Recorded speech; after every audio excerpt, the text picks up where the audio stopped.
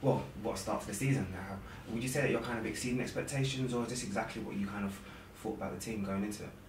I think we know we can achieve what's happened so far. It's not about an expectation. We put an expectation on ourselves.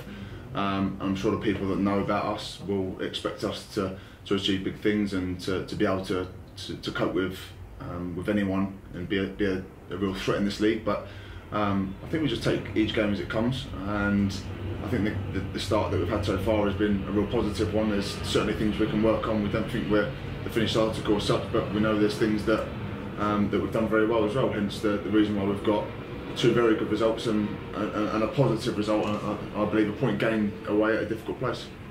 Talking of difficult places, obviously Villa Park is next. What kind of are you expecting from an experienced team such as Aston Villa? Every time we play them, we have a really good game with Aston Villa. The last two times we've been to Villa Park have both been draws. The first season in which we scored I think it was 88th minute equaliser with John Egan, and last season was sounds funny, but a bit of a thrilling 0-0. There was quite a lot of end-to-end action and plenty of shots on target and off target, as it were. And there was a lot of good football played. So there's two teams that both want to play football, two teams that both want to get forward and attack. And I think it's always a good time when you're playing against a team like Aston Villa with the history that they've got. And we're more than competing. So I'm sure they'll know that we'll go there aiming to win the game. The club's looking really positive today, obviously, a new signing. What do you know about Josh Da Silva? Have you played against him? I haven't, no, I don't know much about him at all. Obviously he's been very well welcomed into the dressing room, and he's already including a little bit of banter that's been going on in there, so that's obviously a great way to start. I don't know much about him, but I know the way in which this club operates, and I know they're very shrewd in terms of the business that we deal with. So I think he's going to be very good on the ball. He's going to be able to get around the pitch. I'm sure he'll do absolutely fine.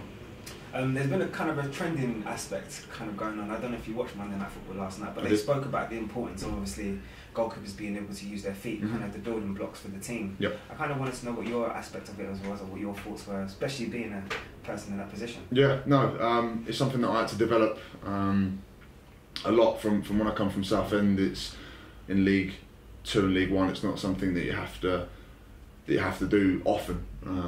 Obviously, when there's space, obviously you play, but in terms of playing into trouble, if you like, and playing risky football, if that's what you're going to call it, giving the ball to players even when they're, we've got a man within 5-6 yards of them, and there's a little bit of pressure, playing through pressure, playing round pressure and over pressure. It's something that I had to adapt to, and I believe that I've got a lot better at it, and I'm more than comfortable and confident with the ball at my feet, and I believe that it shows in the way we play on a Saturday. But in terms of the fact that goalkeeping has developed, it certainly has.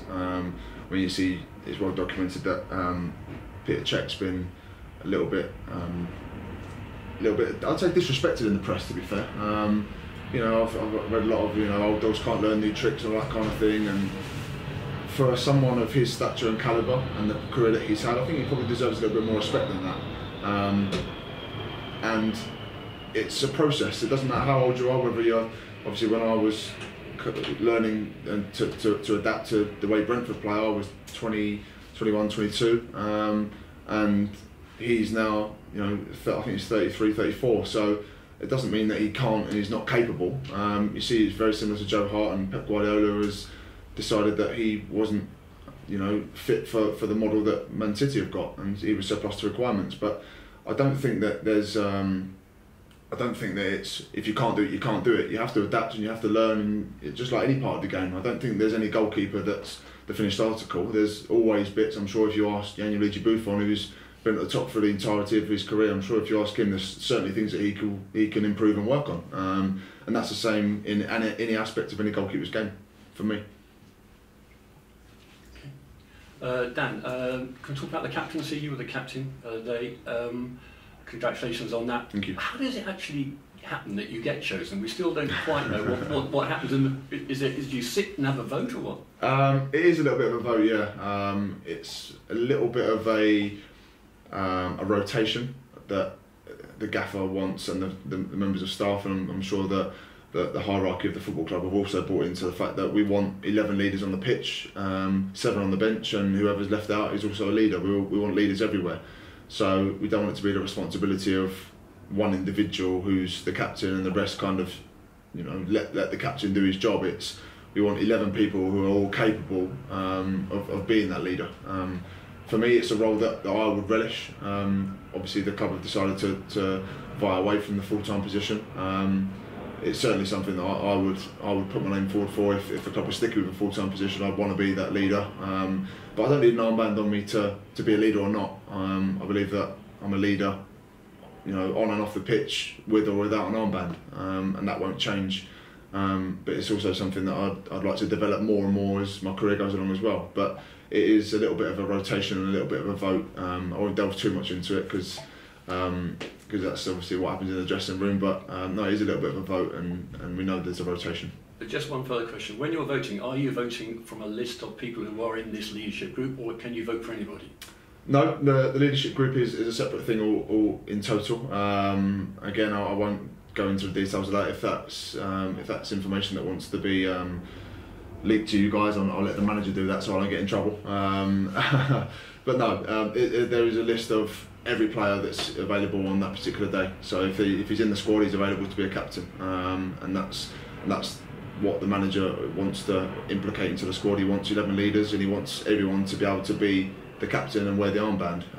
And I think everyone understands why we do it. And if that's what the manager's decision is, then we'll roll with it.